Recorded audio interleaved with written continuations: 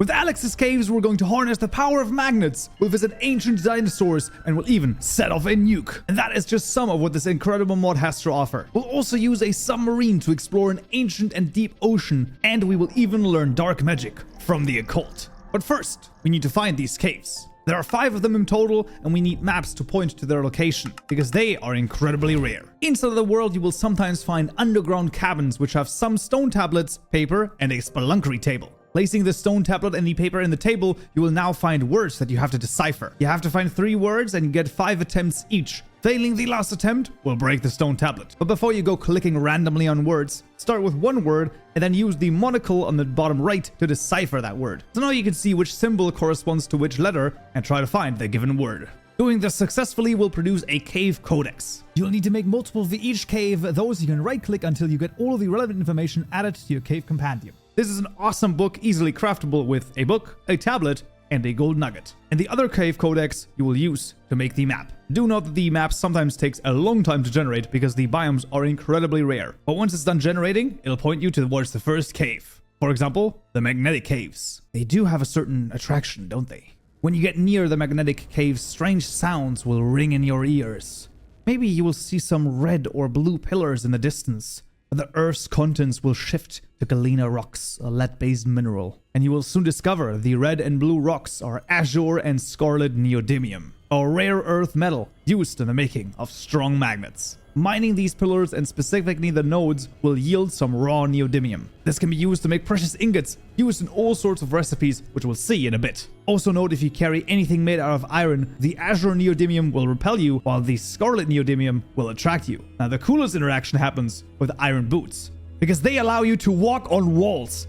How freaking cool is this? And the best part is, you can even craft these pillars yourself. I'm pretty sure you can come up with some cool contraptions with this. Now, as you're trotting around mining your neodymium for your next build, suddenly you're struck by an iron tool. A Teletur has attacked you. These magnetic creatures aren't hard to slay, but with their magnetic powers, they become a nuisance, and they pack quite the punch. Slaying them might yield some raw neodymium, or if you're lucky, a Teletur core. This precious resource is used in the crafting of some nifty tools and resources. With some energized galena and the Telecore, you can craft the Tesla bulb. During your time roaming around the magnetic caves, you might have seen them here or there. What I will say is, be careful and do not break. It might end up in you exploding. It is very fun hitting them with arrows though.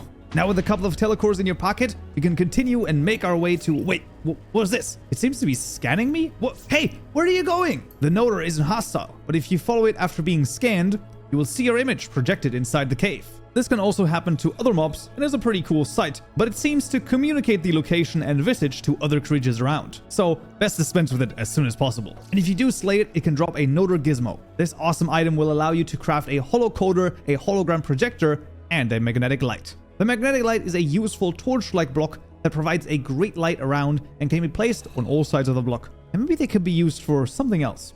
I'm sure we'll figure it out sooner or later. The holocoder though, oh, with this, you can play the noder. Scan a mob and use the hologram projector to display it. These futuristic looking holograms are awesome for any sort of future tech based design.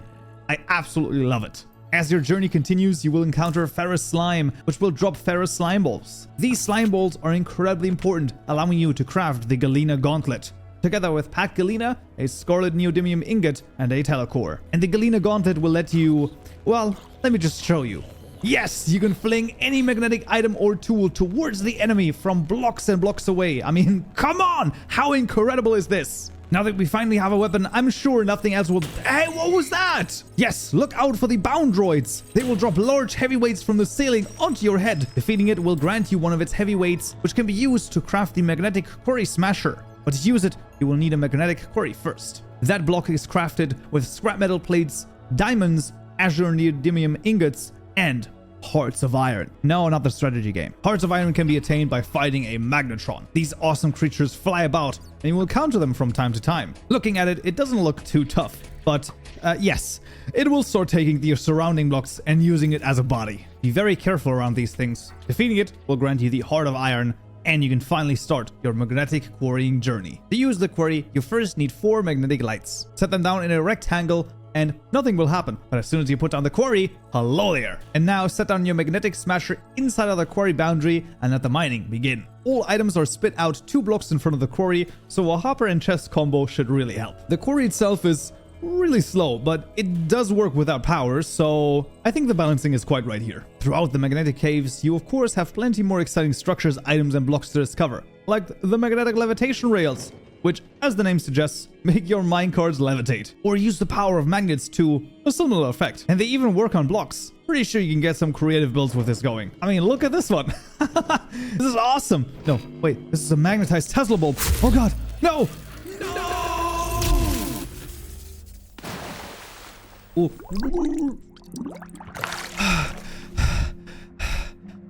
Why the heck was I underwater? What is this thing? Yo, this is ridiculous!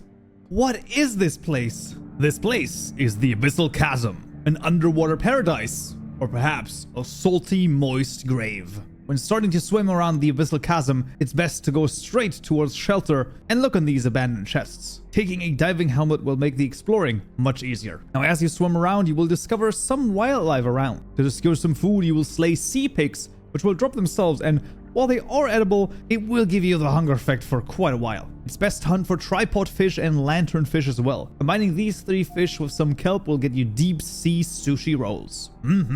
Food even Gordon Ramsay would be jealous of. And also get some more of those lanternfish, because you will have noticed you can't see anything. Hopefully you brought a brewing stand with you, because some awkward potions and the lanternfish will make you potions of deep sight. These potions will make it possible to see much further in the depths of the Abyssal Chasm. I mean, look at the difference. Slowly exploring the watery depths will reveal many strange outposts. Some of them are well guarded.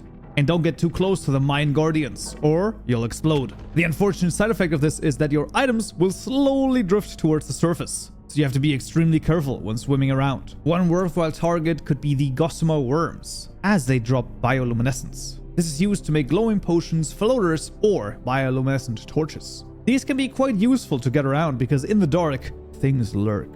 Things you might not want to see. What was that? What? As mentioned before, there are many structures you can see in the water. Some of them look like altars, with places for an item. Placing a pearl there is an offering will attract one of those weird fish people. They are called the Deep Ones, and they can be traded with.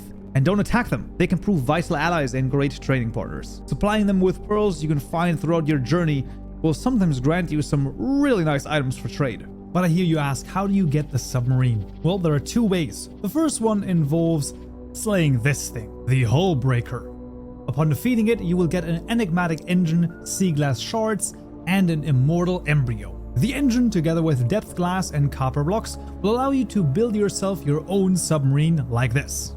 A 3x3 base of copper blocks, an enigmatic engine in the middle, 6 depth glass on one side. Now fill the rest of the 3x3x3 area with copper. Wait a second, and boom, you get yourself a submarine. If you find a submarine naturally, you can right-click it with an axe to scrape off the rust, and you can repair it by right-clicking it with copper ingots. Now that you got yourself a submarine, turn on the floodlights with G, and you'll be able to see much further. Thinking about the other drop, the immortal embryo though, that might be useful together with something else. Maybe we need to go deeper with our submarine. And don't worry, nothing will break through this hull. Not even... Wait, why are they called the hull breakers? God, no! No!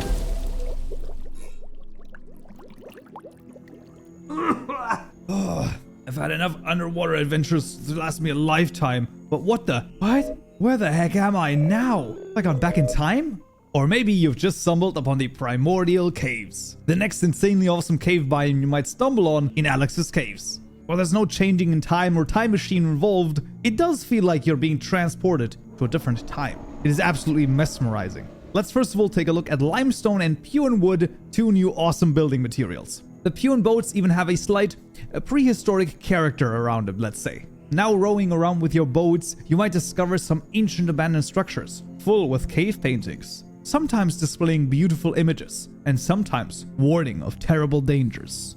And of course, the dangers are everywhere, starting with the Subpterodon, who is stalking the skies. These are large reptiles flying throughout the caves, although you might see them sometimes walking around as well. Subpterodons can be bred with a cod, which will produce an egg. You can also tame them with a Trilochorus tail. These spawn in pools and lakes amongst the Primordial Caves. And once you take the tail and tame yourself a Subpterodon, yes, you can fly with them. Exploring has never been cooler. It really is a prehistoric elytra. I also highly advise immediately after taming the Subpterodon to set its command to stay by sneak right-clicking. Because if you keep it on default, it's going to wander and you will never find it again. With the domain of the sky now under our control, we have a much easier time spotting any other wildlife around, like the Velociraptor. These pack-hunting dinosaurs are quite common around the Primordial Caves. They can become hostile, so you should stay away, because they will attack with the entire pack. You can see the pack hunting in action right here. They are quite smart and can communicate with different calls. And if Jurassic Park taught us anything, they are smart enough to open doors in chests. They will steal meat from your chests if you have any.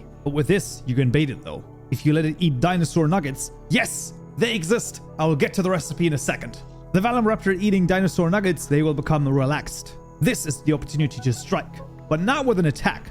You can feed it the serene salad. And with this, you can tame the Velociraptor and have a great companion by your side. You can also breed the Velociraptors with dinosaur nuggies. The babies that spawn from the eggs will automatically be tamed. Now, where do you get dinosaur nuggies from? Well, for this, you have to go on the hunt. You can either hunt the giant Relicerus or the Groloceratops. Hunting either is a dangerous task, so you better be packing some ranged weapons with you. Downing one of these behemoths will grant you dinosaur chops. You can also get heavy bones from the Relicerus and some tough hide from the Groloceratops. The tough hide can be used to make some awesome prehistoric armor, while the heavy bones can be used to make the seething stew or a primitive club. Now I look good. Kaupenjoe, Klubga, Hunter!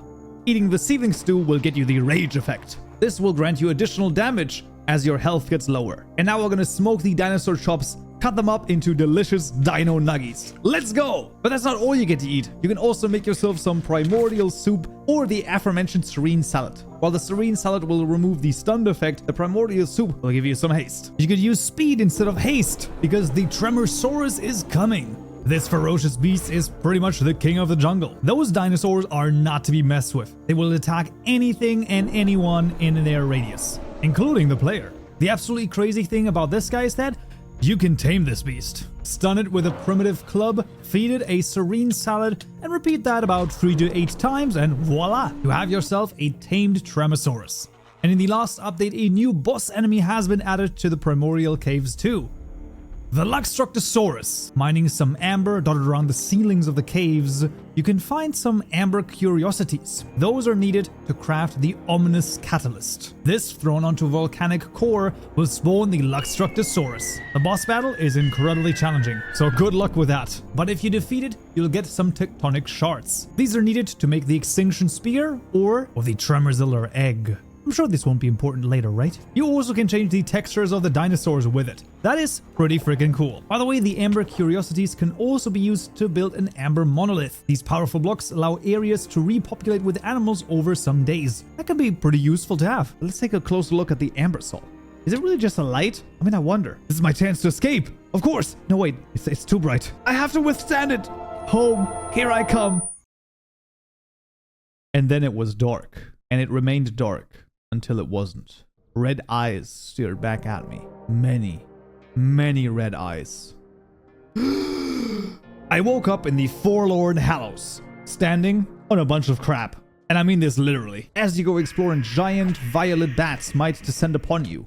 These are Vespers. They can drop guano and their wings. The wings can be used to make a special bow called the Dread Bow. Or you can make Vesper stew. Let's make the stew first though. For this we'll need some thornwood branches, a mushroom, and a bowl. And voila, Vesper soup. And it is actually incredibly useful as it gives you night vision for 2 minutes. While moving about, you find abandoned structures made out of guano stone, corpolith, and thornwood. These are all new building materials added in this biome. I once again really love the thornwood boat design over here. Feels like I'm rowing down the river Styx to my eternal resting place. As you go exploring from house to house, you will not only be assaulted from the skies, but also from beneath the ground. Both underzealous and corrodants will attack you and bury themselves, emerging once again to strike. The corrodants can drop their teeth and coarse dirt, while the underzealots may drop dark tatters and desolate daggers. The corrodants' teeth are used for burrowing arrows, as are the dark tatters, but you can also make shadow silk with them.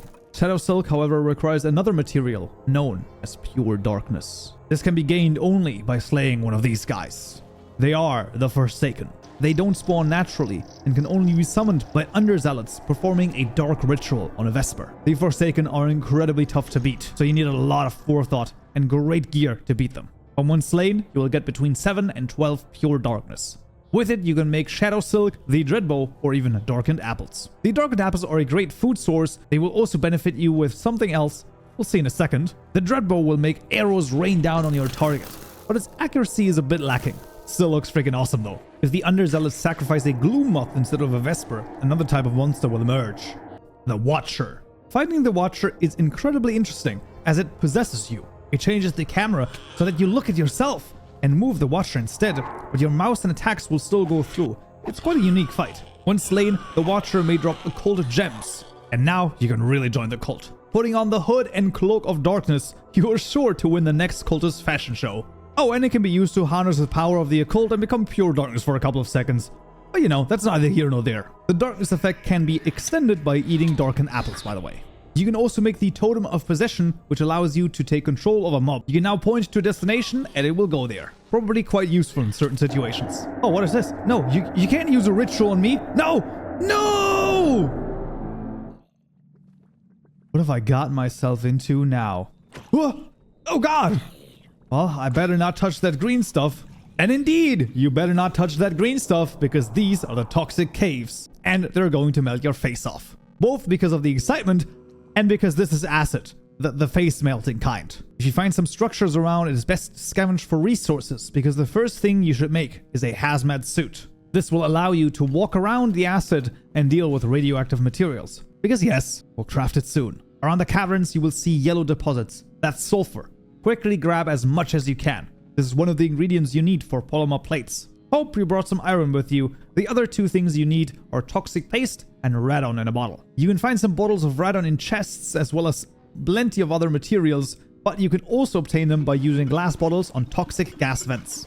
So let's stack up. Other materials that can be found in chests include things like these cinder blocks used to make some nice building materials, but let's be honest, who the heck is thinking about building something nice here? If you're ever hungry, eat the slam for some strength, and the spelunky if you need a quick bite to eat. Both of them can be crafted as well. And green soylent is people? Well, even if, better than nothing, especially if you get irradiated. Because when eating any of those things, instead of your hunger filling up, you'll be healed instead. A better solution might just not to get irradiated. But I'm pretty sure you're not going to go out of your way, right? Right? Continuing your adventure, to get to the next ingredient, the toxic paste, you need to engage with some of the local wildlife. And yes, there is wildlife. Namely, you need to slay gamma roaches. These vile creatures spawn on walkable portions of the toxic caverns and are horrible to hunt. They will either blast you with a bunch of toxic fumes, which will irradiate you if you're not careful, or they will start to run away. Maybe a bow and arrow will help you with this. When slaying, the gamma roaches will sometimes drop the much needed toxic paste. And with this, you should have all 4 ingredients to make yourself polymer plates and then the hazmat suit. With the hazmat suit on, we can now go on exploring. On land, brainiacs might attack you with their tongues or toxic waste barrels. Slaying them can drop shard remnants, rotten flesh, or green soylent. The shard remnants can be used to make nuclear furnace components or nuclear sirens. The nuclear sirens can be redstone powered and well, they sound an alarm as you can imagine. While the nuclear furnace components can be used to make a multi-block, the nuclear furnace. This nifty furnace is used to blast ores or raw chunks. It is extremely fast, but requires uranium rods and metal barrels to operate. The uranium rods are used as fuel, and the metal barrels are used to scoop up the radioactive remains. Okay, so if we have a nuclear furnace, we can also tame ourselves a raycat. Tameable with the radgill, a fish that swims in the toxic acid, you now have yourself a glowing companion by your side. But why would you need a raycat? Well, because of this unfortunate fella. The new creeper are modified creepers that are highly technologically advanced and modified. And raycats scare them away. However, they might be worth hunting because they drop a fissile core. This item is needed to make the remote detonator, a ray gun, or a nuclear bomb. The remote detonator, as you can imagine, remotely detonates explosives. It's pretty neat. And the ray gun, well, that's a weapon worth having. It will radiate mobs it hits, and at a pretty good range too. And then the nuclear bomb. Wait a second. Why do I need to scare the nuclears away again? Oh, well, getting too close to them will sound an alarm siren like this. And given enough time, they do the same thing all creepers do, just with a bit more passion. So best get yourself a ray cat or slay the nuke creepers as soon as possible. And these are just a couple of things to craft with resources from the toxic caves. There's still radon lamps, metal scaffolding, or hazmat blocks. But I know you've been waiting for, let's set off a nuke. Setting off the nuclear bomb will have sirens sound all around. And you better get far away from the blast zone if you don't want to lose your hearing or your eyesight, because this explosion is crazy. Look at it!